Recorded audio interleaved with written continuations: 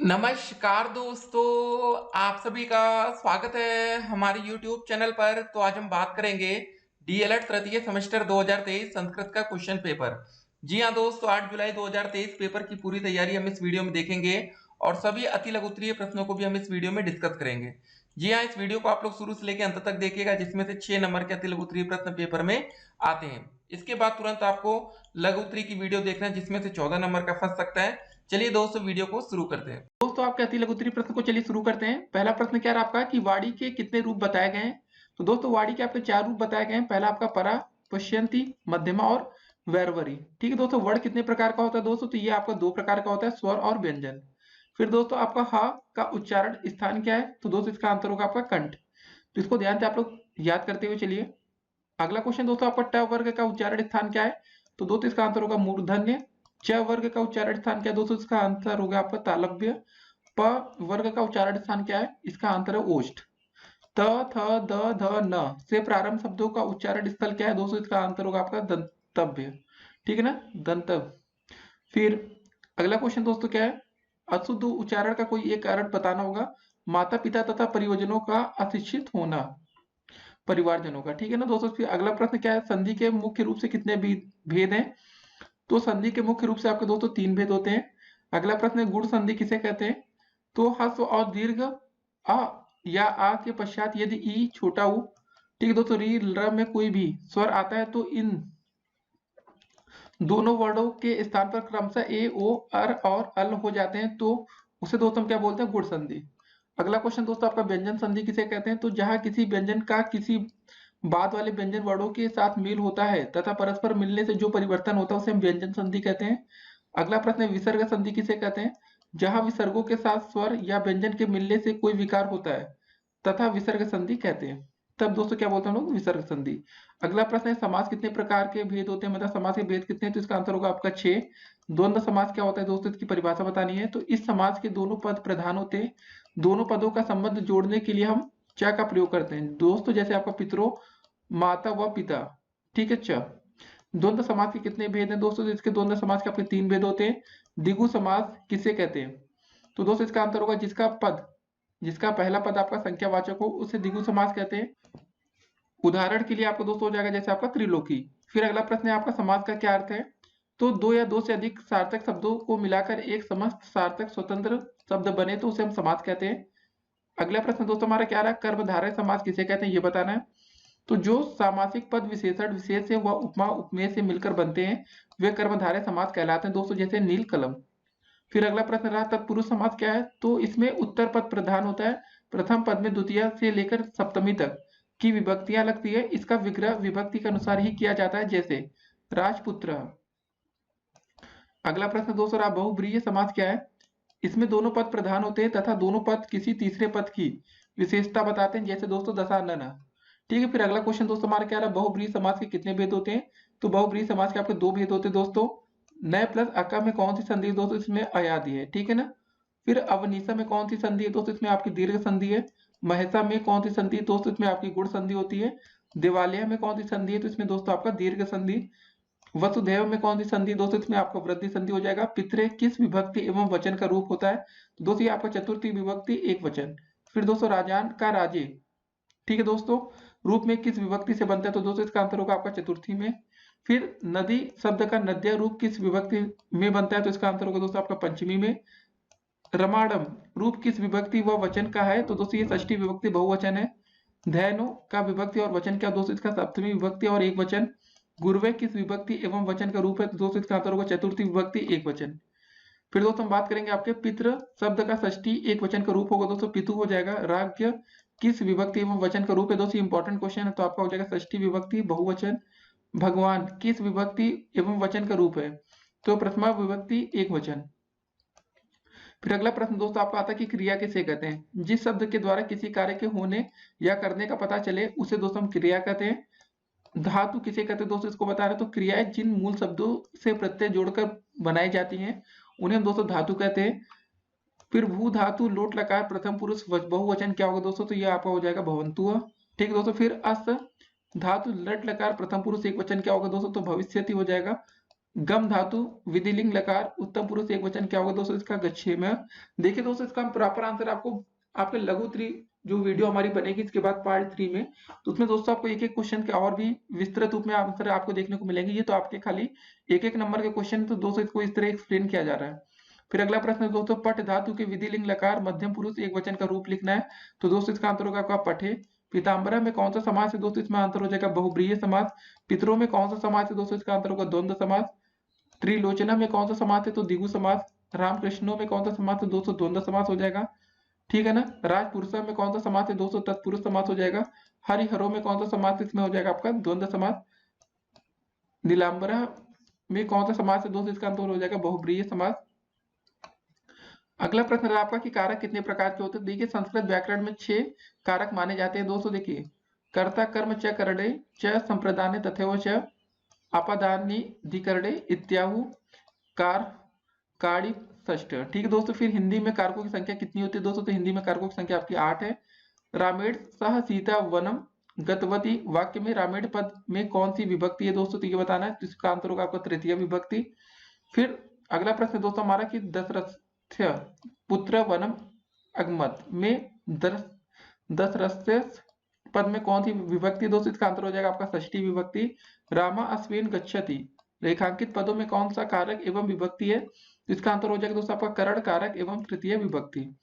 अगला प्रश्न है गुरुवे नमः रेखांकित पद में कौन सा कारक एवं विभक्ति है, तो दोस्तों संप्रदान कारक एवं चतुर्थी विभक्ति है। अगला प्रश्न है श्री गणेशाय नमः रेखांकित पद में कौन सा कारक एवं विभक्ति है दोस्तों, इसका आंसर हो जाएगा संप्रदान कारक एवं चतुर्थी विभक्ति। अगला प्रश्न रहा नदीशु गंगा श्रेष्ठ रेखांकित पद में कौन सा कारक एवं विभक्ति है, तो इसका आंसर होगा अधिकरण कारक एवं सप्तमी विभक्ति है दोस्तों। ज्ञानम भारम क्रिया विनय श्लोक का क्या अर्थ है दोस्तों, इसका आंसर हो जाएगा उपयोग में न आने वाला ज्ञान भार के समान होता है। अगला प्रश्न क्या रहा विद्या धर्मेण शोभते श्लोक का क्या अर्थ है दोस्तों, इसका आंसर हो जाएगा विद्या धर्म से ही शोभा, ठीक है ना, देती है। करण कारक का चिन्ह क्या है तो दोस्तों से और द्वारा। अधिकरण कारक का चिन्ह है क्या है तो दोस्तों से अलग अर्थ में। फिर अगला प्रश्न सुलेख का क्या अर्थ है, तो सुलेख का अर्थ सुंदर और सुस्पष्ट लिखना। अनुलेख क्या है दोस्तों, तो देखिए अनुलेख का अर्थ है जैसा लिखा गया है ठीक वैसा ही लिखना।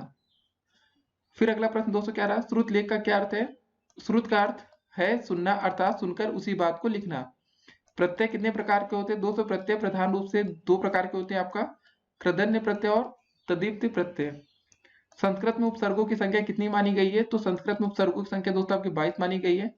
अब अगला प्रश्न उपसर्ग क्या होते हैं, ऐसे शब्दांत जो शब्द के पूर्व में जुड़कर उसके अर्थ में परिवर्तन कर देते हैं उपसर्ग कहलाते हैं, जैसे दोस्तों प्र प्लस हार प्रहार। फिर अगला प्रश्न वाच्य क्या है, किसी बात को कहने के ढंग को दोस्तों वाच्य कहते हैं। वाच्य के कितने भेद हैं, तो दोस्तों संस्कृत में वाच्य के आपके 3 भेद होते हैं, कर्तवाच्य कर्म और भाववाच्य। अगला प्रश्न रहा आपका उपसर्ग लगाकर 5 शब्द आपको बनाने हैं, तो दोस्तों हो जाएगा जैसे विहार विजय विवाद विराम विदेश। अनु उपसर्ग लगाकर दोस्तों कोई 3 शब्द आपको बनाना है, जैसे अनुरोध हो गया अनुगमन हो गया अनुग्रह हो गया, तो ये आप लोग अपने मन से बना सकते हैं कुछ भी। फिर बात आती है प्र उपसर्ग के प्रयोग से कोई 4 शब्द बनाइए, तो दोस्तों जैसे प्रहार प्रगति प्रतीक प्रचार, ठीक है। तब्यत तब्य प्रत्यय से कोई 2 शब्द बनाना दोस्तों, जैसे पट प्लस तब्यत पठितव्यम कर प्लस तब्यत होगा कर्तव्यम। फिर दोस्तों अगला क्वेश्चन आता है हमारा कत त प्रत्यय के प्रयोग से कोई 4 शब्द बनाए, तो दोस्तों हस प्लस भक्त हो जाएगा हसितम, दा प्लस का मतलब हो जाएगा दत्तम, भू प्लस का भूतम, ग्रह प्लस कथ ग्रहितम। फिर अगला प्रश्न रहा 26, ठीक है ना। 26 संख्या को संस्कृत में किस प्रकार लिखेंगे, तो दोस्तों हो जाएगा षड्विंशति। 46 संख्या को संस्कृत में किस प्रकार लिखेंगे, तो दोस्तों हो जाएगा षट चत्वारिशतम।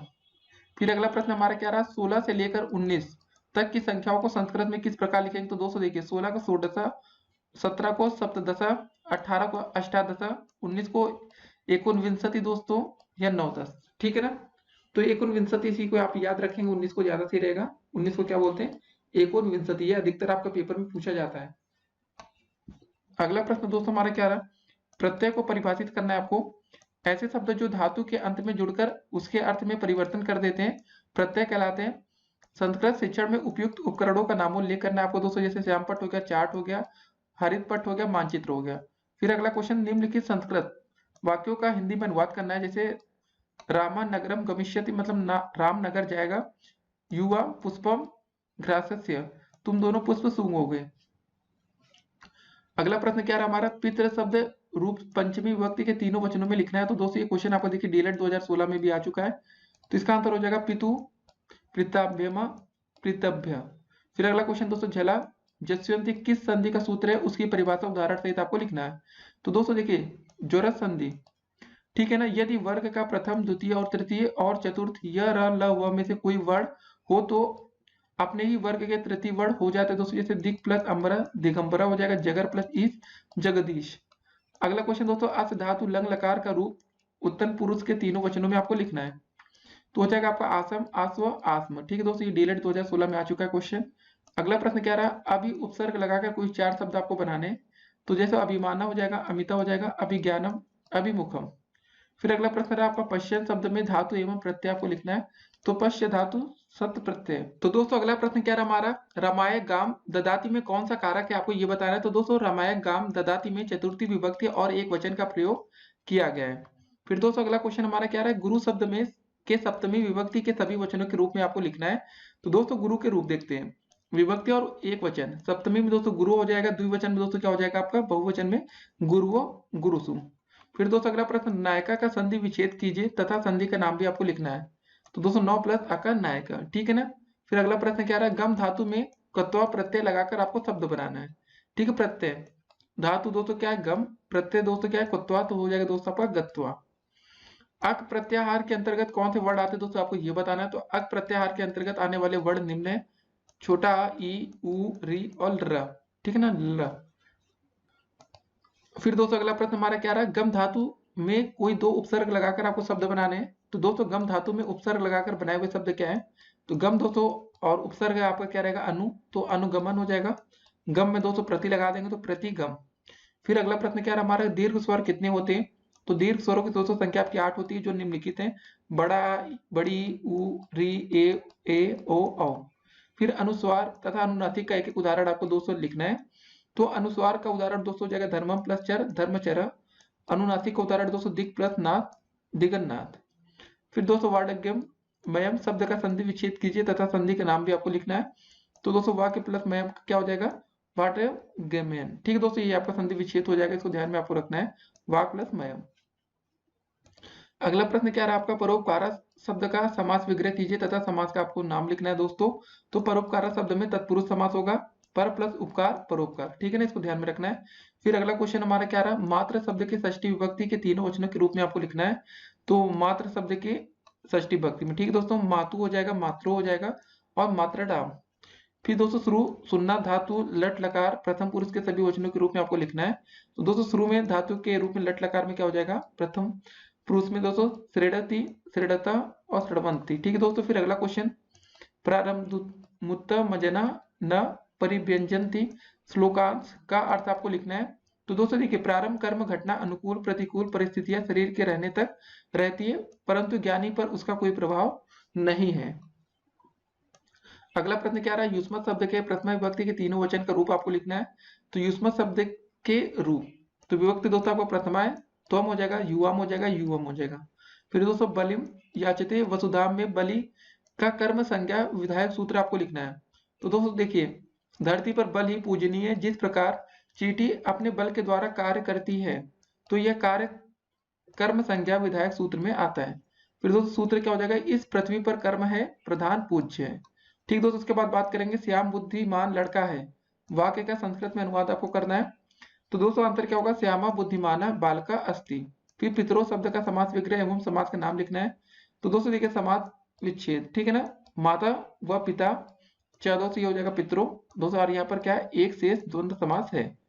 फिर अगला प्रश्न क्या रहा हमारा, अक प्रत्याहार के अंतर्गत कौन कौन से वर्ड आते हैं ये लिखना है। तो अक प्रत्याहार में दोस्तों छोटा ई, उ, री, ल 5 वर्ड आते हैं। फिर अगला प्रश्न क्या रहा आपका, आसपास शब्द के प्रथम विभक्ति के तीनों वचनों के रूप में आपको लिखना है दोस्तों। तो हो जाएगा आपका अहम, आवाम, वयम। अच प्रत्याहार के अंतर्गत कौन कौन से वर्ड आते हैं ये आपको लिखना है। तो अच में दोस्तों छोटा, छोटी, उ, ठीक है ना, ली, ल, ए, औ। फिर अगला प्रश्न, व्रतम यत्नेन संरक्षित श्लोक का अर्थ लिखना है। तो दोस्तों चरित्र की रचना में जो हमारे चरित्र की रक्षा है उसे हमें यत्न पूर्वक करनी चाहिए। जी हाँ दोस्तों, बहुत इंपॉर्टेंट है ये, इसको आपने जरूर पढ़ा होगा दोस्तों, व्रतम यत्नेन संरक्षति। ठीक है ना, चरित्र की रक्षा आपको यत्न पूर्वक करनी चाहिए।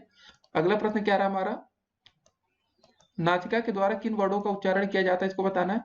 तो अंग, इय, ण, न, म वर्णों का उच्चारण दोस्तों नासिका के द्वारा किया जाता है। फिर भगवान वासुदेव को नमस्कार है, वाक्य का संस्कृत में आपको अनुवाद करना है। तो भगवता वासुदेवे नमः। फिर अगला प्रश्न, प्र उपसर्ग लगाकर कोई दो शब्द आपको बनाना है। तो दोस्तों प्रसारा हो जाएगा, प्रमाणम हो जाएगा, प्रहारा हो जाएगा, प्रकारा हो जाएगा। तो दोस्तों यहाँ पर इस वीडियो को समापन होता है। तो दोस्तों देखिए, इस वीडियो को आपको देखने के बाद तुरंत आपको पार्ट 1 हमारी इस वीडियो सीरीज की देखनी है, जिससे कि आप लोग पेपर में और अच्छा स्कोर कर सके। पार्ट 1 और पार्ट 3, जी हाँ दोस्तों, जब ये तीनों पार्ट आप देख लेंगे तो पेपर में आप डेफिनेटली 25 में से 25 नंबर आप स्कोर कर सकते हैं। तो एक वीडियो से दोस्तों काम नहीं चलेगा, तो हमने आपको 3 अलग अलग सेपरेट वीडियो बना रखी है। तो तुरंत दोस्तों इस वीडियो का समापन के बाद तुरंत आप पार्ट 1 या पार्ट 3 देखिए, जिसके बाद पेपर के लिए आप पूरी तरीके से तैयार होंगे। फिर मिलेंगे, स्टे कनेक्टेड। हाँ, चैनल पर है तो दोस्तों चैनल को सब्सक्राइब कर लीजिएगा, जिससे आने वाली वीडियो की तमाम नोटिफिकेशन सबसे पहले आपको मिले। फिर मिलते हैं, स्टे कनेक्टेड।